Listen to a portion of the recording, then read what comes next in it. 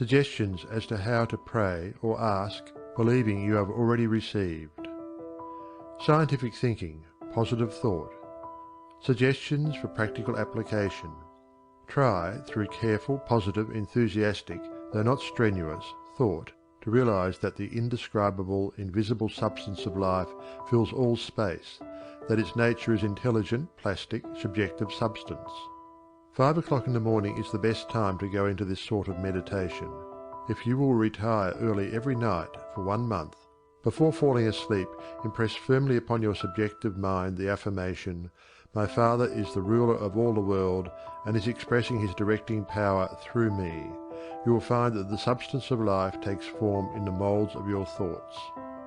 Do not accept the above suggestion simply because it is given to you. Think it over carefully until the impression is made upon your own subconscious mind understandingly. Rise every morning, as was suggested before, at 5 o'clock. Sit in a quiet room in a straight-backed chair and think out the affirmation of the previous evening, and you will realize and be able to put into practice your princely power with the realization to some extent, at least, that your mind really is a center through which all the creative energy and power there is taking form. Scientific prayer. The principle underlying scientific prayer. In prayer for a change in condition, physical, mental or financial, for yourself or another, bear in mind that the fundamental necessity for the answer to prayer is the understanding of the scientific statement. Ask, believing you have already received, and you shall receive. This is not as difficult as it appears on the surface, once you realize that everything has its origin in the mind, and that which you seek outwardly, you already possess. No one can think a thought in the future. Your thought of a thing constitutes its origin. Therefore, the thought form of the thing is already yours as soon as you think it. Your steady recognition of this thought possession causes the thought to concentrate, to condense, to project itself, and to assume physical form. To get rich through creation. The recognition or conception of new forces of wealth is the loftiest aspiration you can take into your heart, for it assumes and implies a furtherance of all noble aims. Items to be remembered about prayer for yourself or another. Remember that that which you call treatment or prayer is not, in any sense, hypnotism. It should never be your endeavor to take possession of the mind of another. Remember that it should never be your intention to make yourself believe that which you know to be untrue. You are simply thinking into God or First Cause with the understanding that, if a thing is true at all, there is a way in which it is true throughout the universe. Remember that the power of thought works by absolutely scientific principles. These principles are expressed in the language of the statement, "As a man thinketh in his heart, so is he." This statement contains a world of wisdom, but man's steady recognition and careful application of the statement itself is required to bring it into practical use. Remember that the principles involved in being as we think in our heart are elucidated and revealed by the law, "As you sow, you shall reap." Remember that your freedom to choose just what you will think, just what thought possession you will affirm and claim, constitutes God's gift to you. It shows how First Cause has endowed every man with the power and ability to bring into his personal environment whatever he chooses, cause and effect in reference to getting.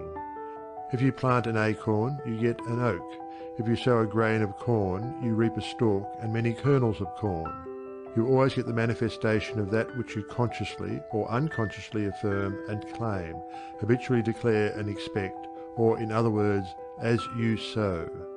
Therefore sow the seeds of I am, I ought, I can, I will realize that because you are, you ought, that because you ought, you can, that because you can, you do. The manifestation of this truth, even in a small degree, gives you the indisputable understanding that dominion is your charter right. You are an heir of First Cause, endowed with all the power he has. God has given you everything, all is yours, and you know that all you have to do is to reach out your mental hand and take it. This formula may serve as a pattern to shape your own prayer or affirmation into God for the benefit of another or yourself. If, for another, you speak the Christian name of the person you wish to help, then dismiss their personality entirely from your consciousness. intensify your thought by meditating upon the fact that there is that in you which finds the way, which is the truth, and is the life. You are affirming this fact, believing that since you are thinking this, it is already yours. Having lifted up your feelings to the central idea of this meditation, you examine your own consciousness to see if there is aught which is unlike God. If there is any feeling of worry, fear, malice, envy, hatred, or jealousy, turn back in your meditation to cleanse your thought through the affirmation that God's love and purity fill all space, including your heart and soul. Reconcile your thought with the love of God, always remembering that you are made in the image and likeness of love. Keep this cleansing thought in mind until you feel you have freed your consciousness entirely of all thoughts and feelings other than love and unity with all humanity. Then, if denials do not disturb you, deny all that is unlike your desired manifestation.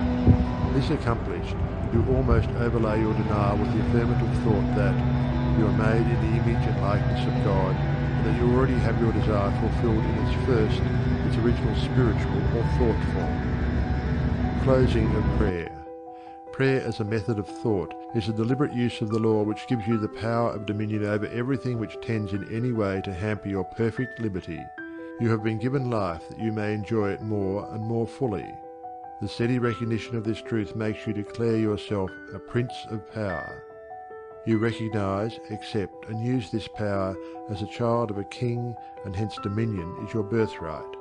Then when you feel the light of this great truth flooding your consciousness, open the floodgates of your soul in heartfelt praise that you have the understanding that the Creator and His creation are one.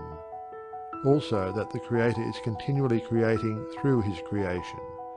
Close your treatment in the happy assurance that the prayer which is fulfilled is not a form of supplication, but a steady habitual affirming that the Creator of all creation is operating specifically through you.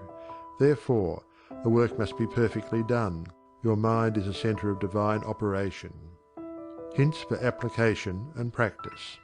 For every 5 minutes given to reading and study of the theories of mental science, spend 15 minutes in the use and application of the knowledge acquired. 1. Spend 1 minute in every 24 hours in conscientiously thinking over the specification that must be observed in order to have your prayers answered. 2. Practice the steady recognition of desirable thought possession for 2 periods of 15 minutes each every day. Not only time yourself each period to see how long you can keep a given conception before your mental vision, but also keep a written record of the vividness with which you experience your mental image. Remember that your mental senses are just as varied and trainable as your physical ones. 3. Spend 5 minutes every day between 12 noon and 1 o'clock with a mental search for new sources of wealth.